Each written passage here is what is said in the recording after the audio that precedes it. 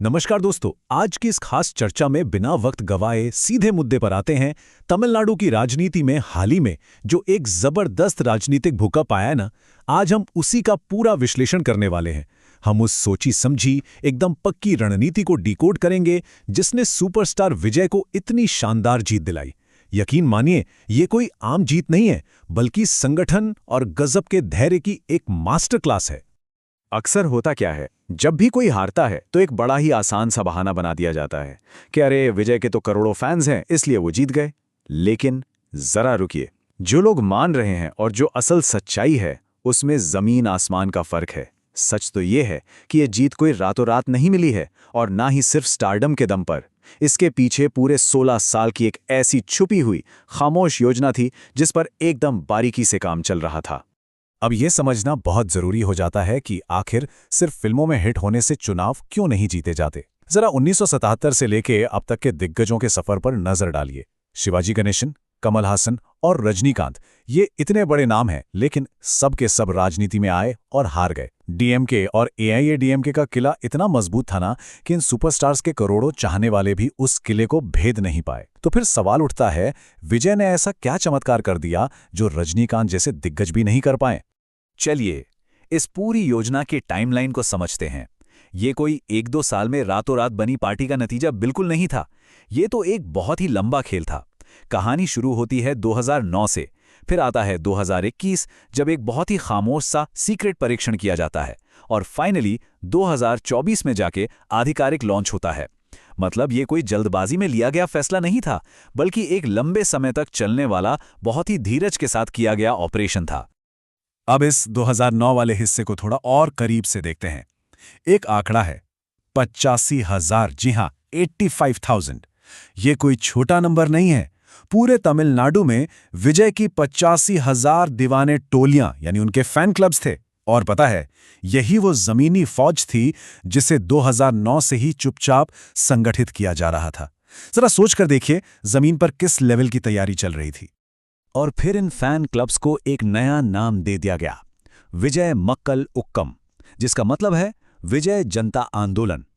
अब बाहर से देखने वाले को क्या लगेगा, यही ना कि ये कोई चैरिटी संस्था है जो गरीबों को खाना खिला रही है, बच्चों को पढ़ा रही है।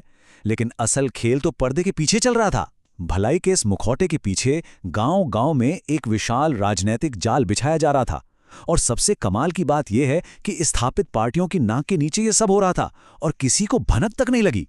इसके बाद आता है साल 2021, और इसके आंकड़े बहुत कुछ कहते हैं। विजय ने सीधे किसी बड़े चुनाव में छलांग नहीं लगाई। उन्होंने पहले खुद को टेस्ट किया। छोटे छोटे स्थानीय चुनाव में उन्होंने बिल्कुल चुपचाप अपने लोगों को मैदान में उतार दिया, और रिजल्ट 169 में से 115 सीटों पर शानदार जीत। ये एक तरह का खामोश परीक्षण था। मतलब मुख्य मंच पर आने से पहले ही उन्होंने ये साबित कर दिया कि जमीन पर उनकी टीम पूरी तरह से एक्शन के लिए तैयार है। अब एक ऐसे आंकड़े पर बात करते हैं जो शायद ही कहीं और सुनने को मिले, 70,000। जब 2024 में विजय ने अपनी पार्टी को ऑफिशियली लॉन्च किया और वो पहली बार खुलकर सामने आए, तो पता है क्या हुआ? पहले ही दिन से 70,000 लोग हर बूथ पर बिल्कुल तैयार खड़े थे। इस बात की गहराई को समझिए, लॉन्च के पहले ही दिन 70,000 बूथ कार्यकर्ता पूरी तरह से एक्टिव। भारतीय राजनीति में संगठन की ऐसी मिसाल वाकई बहुत कम देखने को मिलती है।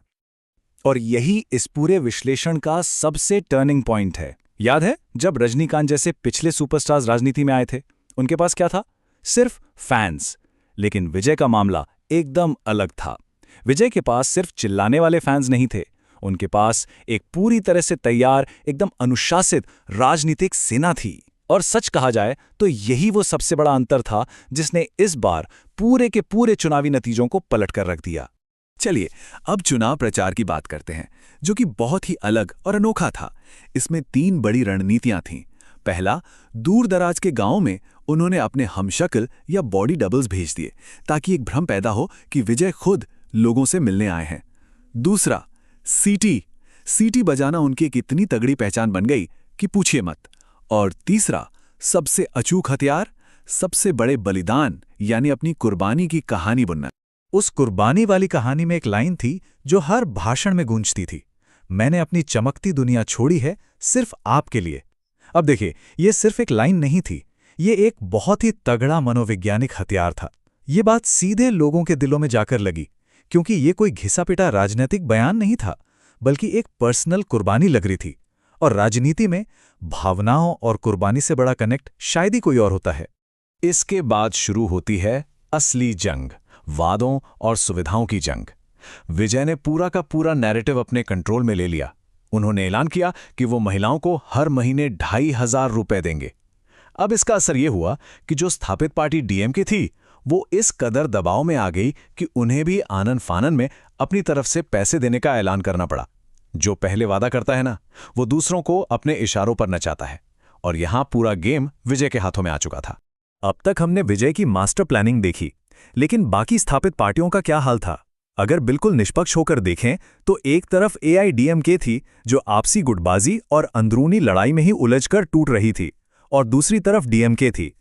वो 11% विकास दर के बड़े बड़े आंकड़े तो दिखा रहे थे, लेकिन जनता का असली मूड नहीं समझ पाए। सच तो यह है कि आम लोगों को कागजी आंकड़े नहीं, बल्कि काम, बुनियादी सुरक्षा और महीने के आखिर में हाथ में पैसा चाहिए था। बस यहीं से विजय के लिए एक परफेक्ट ओपनिंग बन गई। तो इस पूरे विश्लेषण से आखिर क्या बात सामने आती है? सबसे बड़ी सीख ये है कि भारतीय राजनीति में बदलाव सिर्फ भीड़ जुटाने से नहीं आता, और ना ही चुनाव सिर्फ किसी मशहूर चेहरे के दम पर जीते जाते हैं। चुनाव वो जीतता है जो 10 से 15 साल चुपचाप, बिना किसी शोर शराबे के जमीन पर उतरकर अपनी तैयारी करता है। लंबी अवधि की यही खामोश तैयारी स्थापित सत्ता को चुनौती देने का असली और सबसे कारगर फॉर्मूला है। जो काम इतने बड़े बड़े सुपरस्टार्स नहीं कर पाए, वो विजय ने अपने 16 साल के समर्पण से कर दिखाया। लेकिन इस चर्चा को हम एक बहुत ही बड़े सवाल के साथ खत्म करते हैं। क्या 15 साल की ये खामोश तैयारी अब चुनाव जीतने का नया फॉर्मूला बन गई है?